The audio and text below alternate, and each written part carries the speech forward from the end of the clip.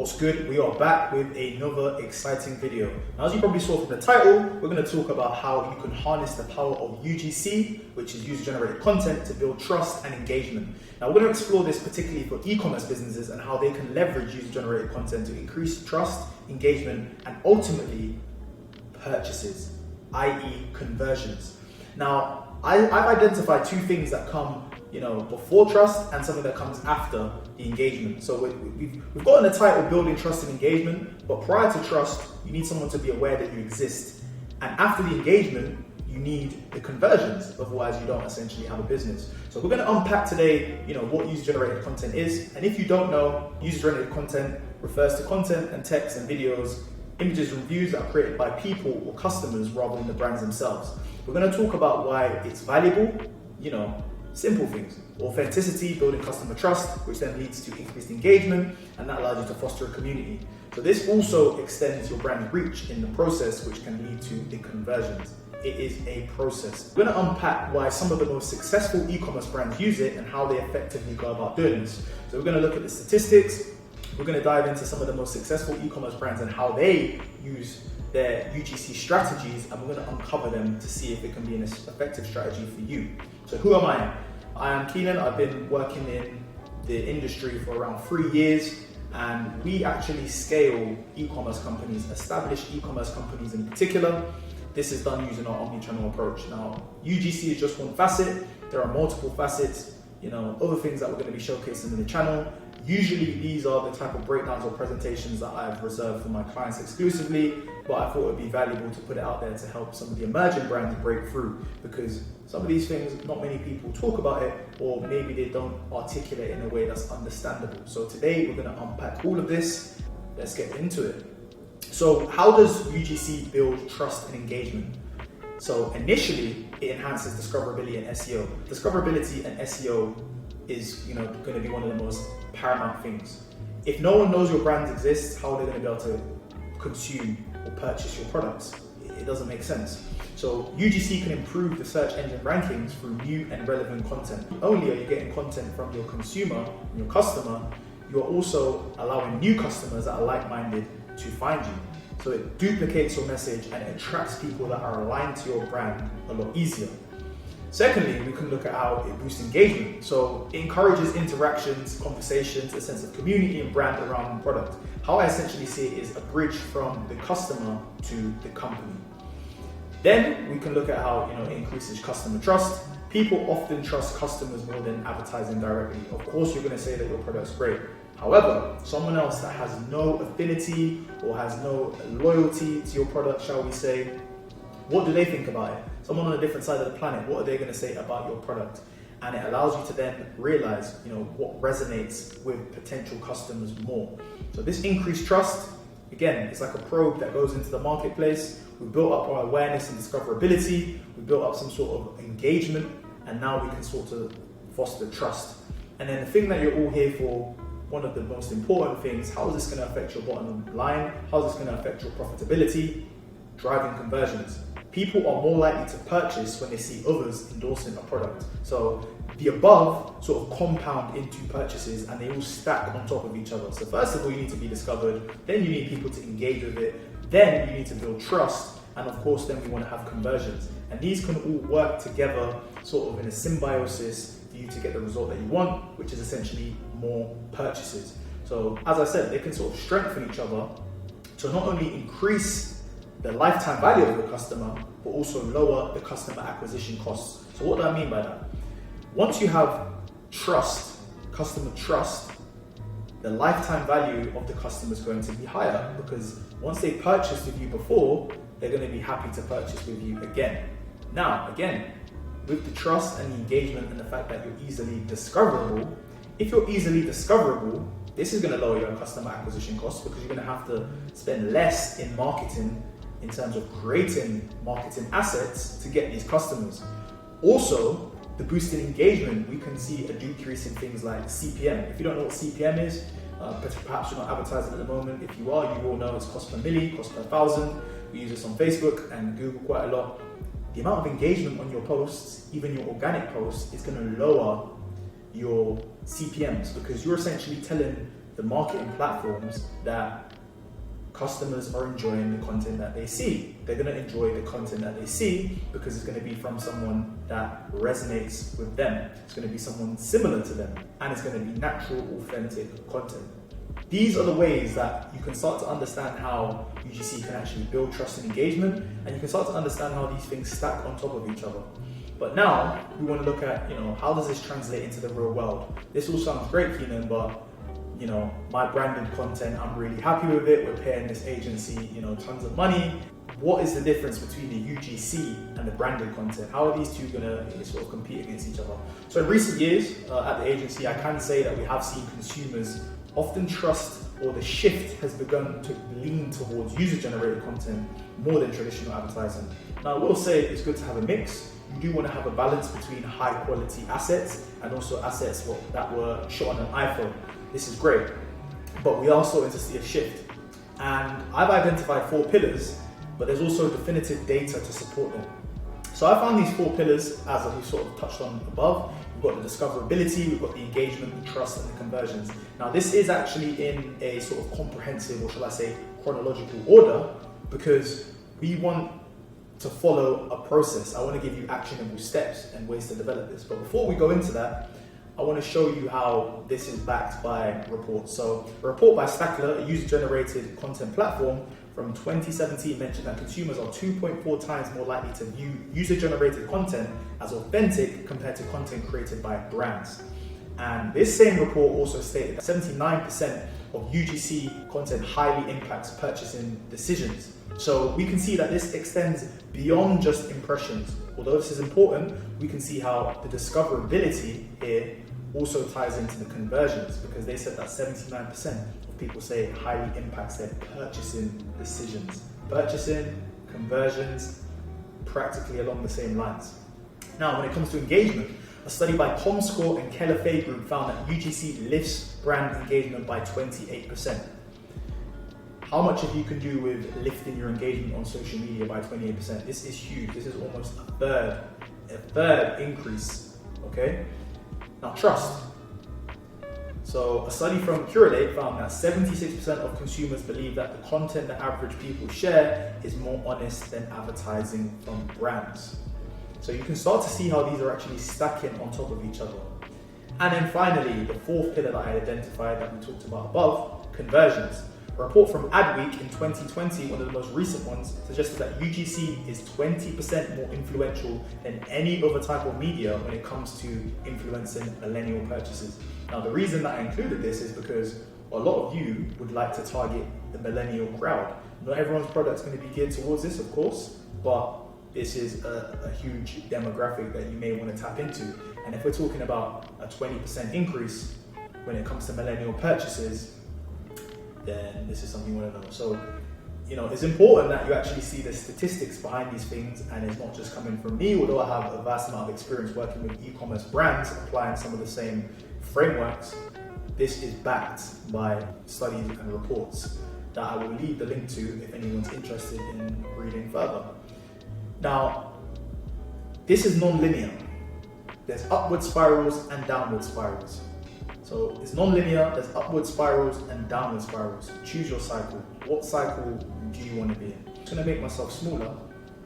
And again, the 4 pillars that we discussed: discoverability, engagement, trust. What do I mean when I say it's non-linear? So how I've described it so far, it goes like this. Okay? Talk about being found, people engaging with it, people trusting it, and of course leading to conversions. But when I say this is not linear, I actually think it could even be a layer that's cyclical. Because as we discovered, when someone engages, or when someone discovers initially, discoverability, does that allow them to engage? Yes. Once they engage, does that build trust? Once they trust, does that lead to conversions? And then once there's conversions and there's market resonance, does that allow more people to discover it? What we can see is this process actually supports itself. The more people discover it, the more engagement you're going to have. The more engagement you have, the more trust you have. The more trust you have, the more conversions. And the more conversions, the more happy customers you have speaking about your product in particular, the more new people are going to discover it. And this ties back to what I said about lowering your customer acquisition costs, but also increasing the lifetime value. And this is how it's a loop, so it's non-linear. You can actually have an upward spiral from implementing this method into your business. We spoke about how it translates into the real world. We've discussed the statistics, we've discussed how it works, we've identified 4 pillars. What are some effective strategies for you to utilize UGC in your e-commerce business? First thing is, these are actionable steps. These are things that you can go away, whether you're handling the market yourself, which I wouldn't advise if you're an established e-commerce brand, or whether you have a marketing team. Maybe you need to keep them sharp, send them this training. It's absolutely free resource for them to use. Firstly, you want to encourage. You want to encourage users to share their experiences using products in their own environment. Now, I like to use methods. Methodological, is that the word? It's probably the word. We want to encourage people. How do we encourage people? Well, usually we reward them. So what I like to do with my clients is highlight user-generated content on social media. So we share users' posts on social media channels, and we highlight users' posts on stories featuring the product in particular. Now, a lot of people like this because if the brand's got a big audience, or if they particularly enjoy using this product or brand, then they're going to want to be featured on the social media. So it kind of buys into the ego in a sense. So one way we can encourage people is by rewarding that behavior. Now, if the rewarding the behavior doesn't particularly work, we can incentivize for it. Now, how can we push user-generated content? Now, personally, we push for videos and images, reviews at a certain point. Once it hits a certain threshold, you've got enough reviews. If you've got 1,000+ reviews, you're smashing it. But how do we get these photos and video submissions? Usually we will run contests or provide incentives. Now this feeds back in here, the incentives to the reward aspect. So we want to incentivize customers to submit their photos and videos using our products. Now if all of these fail, you simply ask for it. If you don't have your email campaign set up, what are you doing? I'm joking. But when you're saying how do you ask for it, you simply send them an email. You've got a loyal customer base, you shoot out an email, and you ask for some user-generated content. Now, again, how is this effective? So we've got a way to sort of capture it. Now we're going to leverage it. The way we can leverage it, we can share these users' reviews, experiences, and showcase them prominently on the product pages. Again, this feeds into the cycle here. Once we've captured it, once we've captured engagement and trust, we want to lead to conversions. The way we lead to conversions is by having people that are on the fence. Now, this is one of the most important things. People maybe have the assets, but just simply forget to do it. Now, one of the ways you can sort of leverage it is, again, showcase detailed testimonials from the happy customers. I should have said happiest customers. Again, the ways product reviews encourage customers to leave reviews, it ties into the reward. So some high ROI bonuses in terms of implementing an effective UGC strategy. I'm just going to add these in as bonuses because one good thing is I'm in the market. I manage campaigns on the organic side and the paid side for e-commerce stores. One high ROI bonus I can give you is collaboration. Customers are great, but this can kind of fall into the influencer category. So collaborating with users for content creation. Now this can be interesting because this can become useful if you can interview your clients, or maybe you can get guest blogs. This is great. Collaborate, especially identifying your customers with big audiences. It sounds simple. Again, some people immediately will jump to influencer marketing, or they'll jump to radio, magazines, etc. Why not find someone that has resonance and respect for your brand and leverage them, especially if that person's got a large social media following. You've already got someone that's pre-vetted, so the trust is done. Now you're just feeding back into the engagement side of things. Does that make sense? However, because they like your brand, it slightly increases the chance of the people in their audience also liking and engaging with your brand. So this is a great way. And again, this is one of the ones that if you have the resources to permit it, community.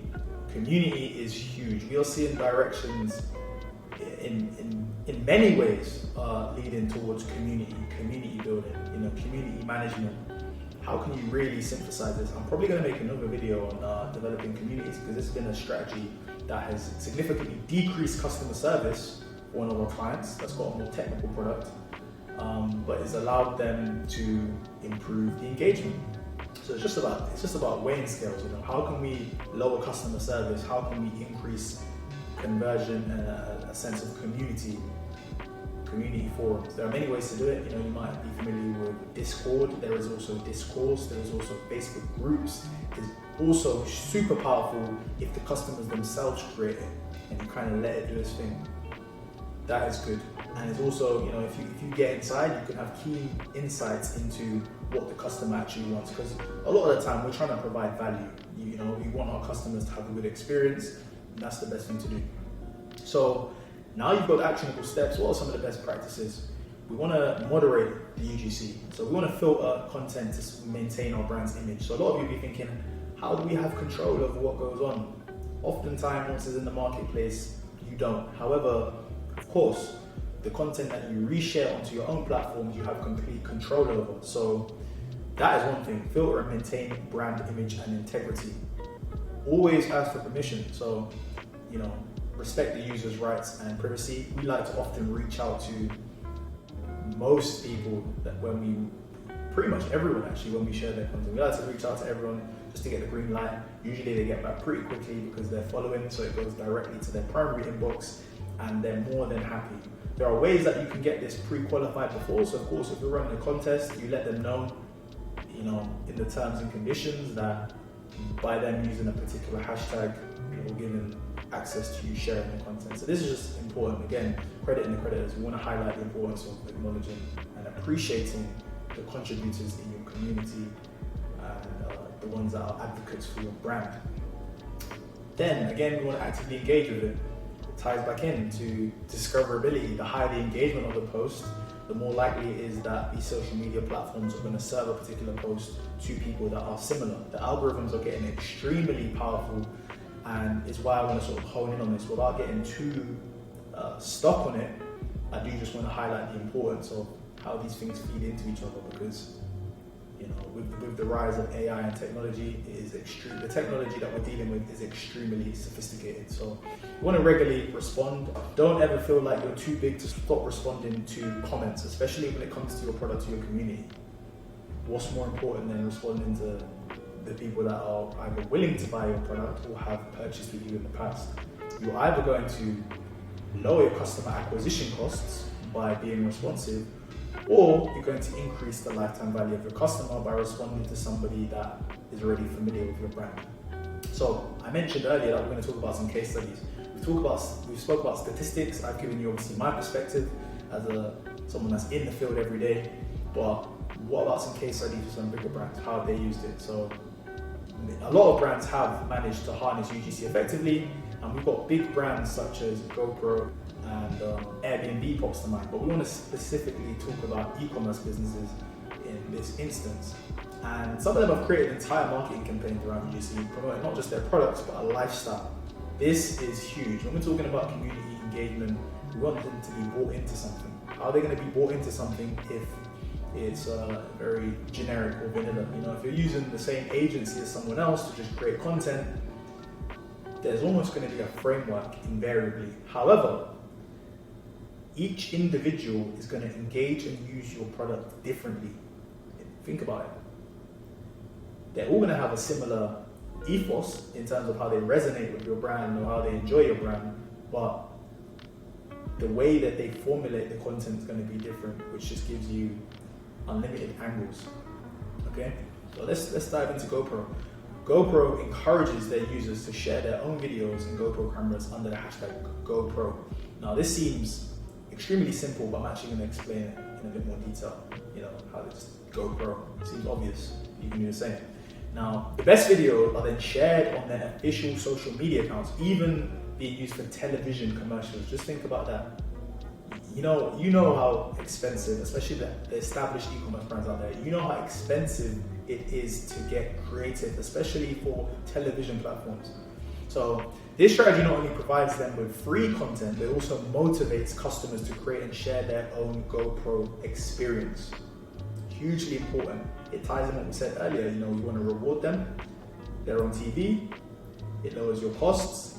It's a full loop where everyone's winning. The customer's happy because they're enjoying your product. They're getting showcased potentially on TV. You don't have to pay massive amounts of money to create your marketing collateral. It's a dub. So again, when I was mentioning this hashtag earlier, we also go for branded hashtags, those that include the product name of our clients in particular. Now, to help us create, this allows us to create a unique identity for the campaign, but also makes it easier for us to track entries. And I'll just put an example here of GoPro Summer Adventure. So you want to add your brand because it creates an identity for it, but it's also, again, ties into discoverability, the SEO side of things. How easy is it going to be for somebody to find your brand? So it can be as simple as that, your brand's name, and then attaching what season it is and sort of the theme of it. If you're thinking of a formula, that's a great formula right there. I'm actually going to include that. So let's have it as brand, and then we'll have the plus season, and then campaign. Like so, Apple, autumn, and then what the campaign is. It could be iPhone 15. So Apple, autumn, iPhone 15. It's very, very SEO rich, very discoverable, clear campaign identity, and there you have it. I've just created a formula on the spot. Now, you've got Warby Parker. This is an eyeglass retailer that you may be familiar with, one of the bigger ones. They had successfully used UGC to generate social proof. So their home try-on program encourages customers to try on glasses at home and post pictures on social media using the hashtag #HomeTryOn. So this content provides real-world views of the products and enhances customer trust. Again, tying in on a lot of the things I mentioned earlier. What is it? Identity, easily discoverable, ticking all the boxes. Home try-on encourages them to try it on. Once they try it on, they're probably going to be like, oh, I actually like this. I'm seeing it in a different environment. Easy wins for your brand. These are implementable, and the reason I want to showcase these is because these are brands at the upper echelons, and we prefer to work with established e-commerce brands. If you are an established e-commerce brand, it's always effective to look at what people in your sector are doing, and if you're not, success leaves clues. Here are the clues. I'm dropping the gems. Hopefully you're picking them up. Okay. Made.com. Again, this is an online furniture retailer, encourages their customers to share images of their purchases in their home with detailed hashtag made design. Not detailed, but made design. This shows potential customers how the furniture could look in their own homes and provides Made.com with authentic content for its website and social media channels. So it's interesting to know that user-generated content is not just something that you share on social media, you reshare to your story. This can actually be used on the television campaigns, such as with GoPro, and in Made.com's case, this is something that can be used on your website. Because the barrier to entry for creating high quality content is getting lower. People are extremely talented with what resources they have, and the technology is increasing. So people's phone capabilities to create this stuff is getting better and better. Meaning, you, great, you can use it. You're not going to get a grainy picture. So to conclude, some of the key takeaways that I sort of came across, and I wanted to create a system for it that you can follow, is discoverability, engagement, trust, and conversions. If you see how UGC can enhance these areas, then you're going to start to be on the right track. And if you're already on the right track, what segments of these in particular can you use UGC to help sort of elevate and lift things up? Again, some of the things that you want to do is encourage, reward, leverage, and credit people. Okay, so it's quite simple. I can break this whole presentation down into this, but again, I usually provide this sort of stuff for my existing clients, but I just wanted to show you how simple it is when you take the time to think, or maybe you have a different perspective. So I could have just had this on the screen, and again, when I was doing this, it could have just been this. I wanted to really showcase these, but it's essentially 4 core things, enhancing these, and there you have it. Start integrating it into your strategy today. It allows you to scale affordably. Who doesn't want to scale their campaigns affordably? So this is one of the ways that you can get to capital efficiency. You can scale affordably. Hopefully you can see the importance of how this works. Hopefully it can transform your business if you implement the strategy correctly. Now, if you're struggling, drop me a line, drop me a message. If you're an established e-commerce brand, potentially there is room for us to partner on something in this instant. Be interested to actually hear some of your experiences and thoughts about using user-generated content, as I'm always willing to learn. I thought I'd share what not only we apply for our clients, but some of the things that are applicable to you guys. More importantly, I am actually genuinely interested to hear your comments, thoughts, and experiences about user-generated content, as I'm always learning. Peace.